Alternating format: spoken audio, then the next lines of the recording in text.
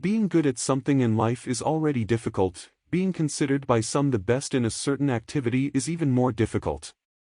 If we talk about the most popular sport on the planet, in which 8 out of 10 Brazilians are born wanting to be at least professionals, the feat increases even more. Now, imagine a 17-year-old kid arriving at a World Cup and playing like he was playing with his friends in his backyard. At Santos, playing with unparalleled lightness and skill and seeing an entire career almost at its peak carry a weight and relevance to the sport that perhaps no other has. Pelé was a natural freak who took a hit until he didn't want to score the way he saw fit. He starred in plays that enchanted the planet ball, and today the story is his. Edson Arantes do Nascimento was born on October 23, 1940, in the city of Três Corações, state of Minas Gerais.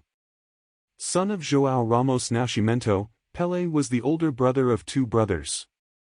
The name Edson was a tribute to Thomas Edison, inventor of the lamp. He grew up in poverty in the city of Bauru, in São Paulo, even working in tea shops to help his family.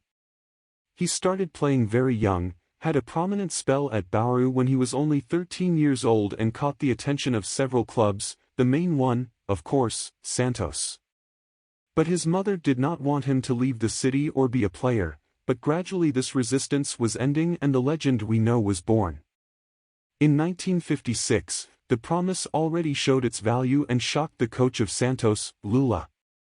At the age of 16, Pelé has already signed the contract as a professional. It wasn't until September, when he was 15, that he played his first game of his career. It was a friendly match and he has already scored his first goal against Corinthians and Santo André. In the year 1957, he started in the reserve because he was considered too young, but it did not take long to become an absolute starter of the Santos team. This year, incredible as it may seem, the fish ran out of cups, but the striker has already shown the damage he was going to do, with excellent numbers, and scored 41 goals in 38 games he played. The first call-up to play in the Brazilian national team was still in 1957, in a 2-1 defeat to Argentina, in which Pelé scored the Brazilian goal and was considered a future star of Brazil. In 1958, Pelé continued to break in Santos. It just wasn't raining at that year's Rio-São Paulo tournament. The Fish was only the 7th placed, however, won the Great Paulista Championship of '58, leaving the rival São Paulo behind. That year, for Santos, his father played 46 matches and scored 66 goals. Before the call for the '58 World Cup, Pelé was diagnosed by a psychologist as obviously childish and with no sense of responsibility for the collective game. But it was precisely these characteristics that made Pelé a phenomenon in the 1958 World Cup, because his Molcagens, so to speak, amazed Planeta Bola. In addition, the ace started the tournament on the bench, but after he joined the team, he did not leave anymore, and the guy put the cup in his pocket, scored 3 against France in the semi-final and 2 more in Sweden in the big decision, in the 5-2 victory of Brazil, guaranteeing the first world title of the national team and being elected the best young player of the competition. Already consecrated with the world title, this year the main star of Brazilian football, even without having even turned 20, Pelé helped Santos to make good campaigns. In 1959, the Beach Club was runner-up in São Paulo and the Taça Brazil, but won the Rio-São Paulo tournament that year, with Pelé playing a lot of ball. He played 43 matches and scored 53 goals. Also in 1959, he was called up to play in the Copa America with Brazil. For a change, he was sovereign, scoring 8 goals in 6 matches and was the ace to beat, as well as the tournament's top scorer and best player. However, who got the cup was precisely the rival Argentina. Brazil was vice president. This shows that Pelé, like any other young Brazilian player, came to play matches and win tournaments in the youth category. In 1960, Santos maintained its hegemony in the state of São Paulo and again beat Paulista that year, with Pelé scoring 33 goals in 34 official games. Already in the year 1961, Santos, which besides Pelé had a Timico, continued to play a lot of ball, for still very fluid and infinitely more objective than the other clubs in Brazil. Proof of this was that the team won again the Paulista and also won the Brazil Cup by passing the car in Bahia and winning 6-2 on aggregate in the final. In addition to the two cups, Pelé scored a frightening 62 goals in 38 games with the Santos shirt. In that year, the next, 1962, Santos did what was routine for the club, that is, win the Campeonato Paulista, one more for Pelé's account. Alvinegro Praiano also took the cup and for the second consecutive year. However, Brazil was getting too small for so much talent from Pelé and his teammates, and the team also triumphed in the Copa Libertadores. It took 3 matches to beat the traditional Penharol in the final and keep that cup. In the last match of the final, Pelé scored twice for Santos in the 3-0 victory and was the face of the conquest. At the end of the year, the team faced Benfica for the Intercontinental Cup and overcame the Portuguese team.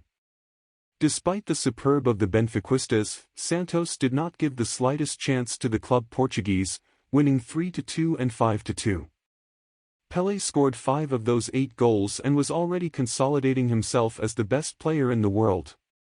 He was called up to play in the second World Cup of Chile's career, playing well in the first 2 games, but suffered an injury that took him out of the competition.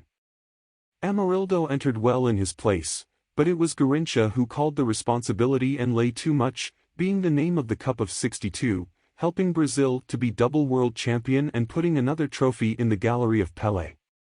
After so many feats, the fish followed in a monstrous footprint. The team was sovereign in national football and was left over in relation to the opponents. Santos won the Rio-São Paulo tournament, the Taça Brazil and the Copa Libertadores, beating Boca Juniors in the decider. With this, the team had a new chance to compete in the Intercontinental Cup, which we now know as the Club World Cup. This time, Milan offered much more resistance and beat Santos 4-2. Then, the fish returned the same score and, finally, beat the Italians 1-0 in the tiebreaker, winning another title of world relevance. In all, in 1963, there were 4 cups for Peaks and Pelé scored 51 goals in 36 matches. In 1964, Santos continued to rock and won the Campeonato Paulista in São Paulo, as well as the Taça Brazil at the national level. The club ended up falling in the semi-finals of the Libertadores and lost the chance of a triple championship, but in general numbers this year was another one for the history of Santos, winning 3 cups. Pelé's 1965 year was above his own level.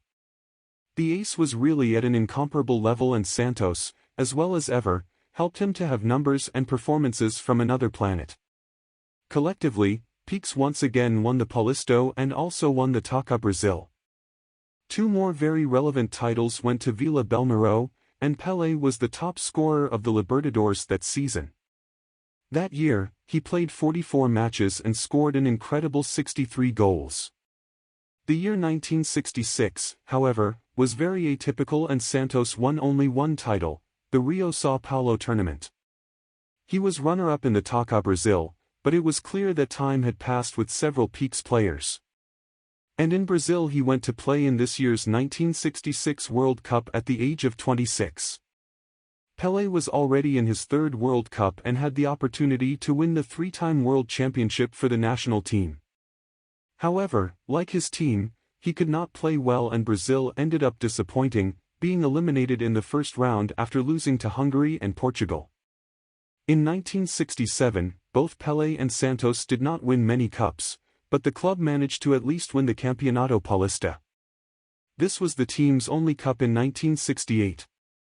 The following year, Santos won the Campeonato Paulista with a large advantage over Corinthians, 2nd place, and also won another national title, the Roberto Gomes Pedrosa tournament, equivalent to the Taça Brazil, currently known as Campeonato Brasileiro.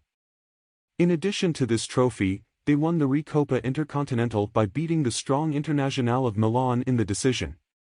In 1969, a historic feat happened. Pelé, who had already chased his 1,000th goal for some time, finally reached the mark. In a game for Roberto Gomes Pedrosa at the Maracana, against Vasco da Gama, he scored from the penalty spot against Argentine goalkeeper Andrada. The Vasco players provoked the whole game, already knowing this individual goal of Pelé. Despite this, the fish achieved another state conquest, winning the Paulistan that year. Later that year, according to some theories, Pelé could have stopped in the war that was going on in Nigeria. Some versions claim that the team was only used to increase the popularity of the local government and that it had not even actually rolled war. The year 1970 of Pelé in Santos was not as good as several others, mainly because he had some injuries and Santos was not as protagonist. However, in Mexico, during the 1970 World Cup, the Brazilian national team gathered the best it had and sent to the field an extremely offensive team that played a football that to this day is considered the best of a national team in history. It was a time when it was systematically possible to place a number of attackers without generating defensive imbalance. Pelé was the central figure of the team that had Gerson, Rivellino, Jairzinho, among other stars. In this world, the genius starred in historic moves, such as goals that went down in history, precisely because they did not happen every day. One of those goals was the midfield goal, dubbed the goal that Pelé didn't make, and another was the half-moon goal without touching the ball in Uruguay's goal. Pelé scored 4 goals and dished out 6 assists in 6 games. In the final against Italy, he scored a header, showing his monstrous drive, as well as giving passes for 2 more goals from his teammates. Brazil beat Italy 4-1 in the 1970 World Cup final at the Azteca Stadium in Mexico. Pelé was voted the best player of the cup. After speculation about his departure from Santos, Pelé continued playing for the club in 1971, but had a poor year in terms of results. The generation that enchanted Brazil and the world with its football aged and the team finished in 5th place in the Campeonato Paulista and 9th in the Campeonato Brasileiro. Pelé played 40 matches and scored only 7 goals. After the World Cup, Pelé decided to retire from the national team, playing some friendlies in 1970 and 1971. His last goal with the national team shirt was in a friendly against Austria. Their last match was a 2-2 draw against Yugoslavia at the Maracana with more than 138,000 people in attendance. Pelé played 91 matches for the national team, scored 77 goals and provided 31 assists, winning 3 world titles. In 1972, Santos went without titles again. Pelé returned to play, but did not lead the club to great achievements. In 1974, there was speculation of a possible return of Pelé to the Brazilian national team in the World Cup, but this never happened.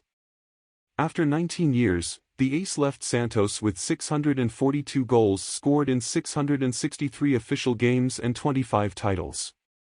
Pelé also played for the New York Cosmos in the United States, where he excelled even in preseason matches. In 1977, Pelé won the only trophy in American soccer, the North American Soccer League. He left football at the age of 37, having played 64 games for the New York Cosmos, scoring 37 goals and winning a title. Pelé played 1351 games and scored 1283 goals, including excursions, several friendlies, festive games and selected army matches. Pelé was joined by great players in his team, such as the experienced Franz Beckenbauer of Germany and Brazilian defender Carlos Alberto. In 1977, Pelé won the only North American Soccer League trophy, playing for the New York Cosmos at the age of 37. There were 64 matches played, with 37 goals scored and 1 title won.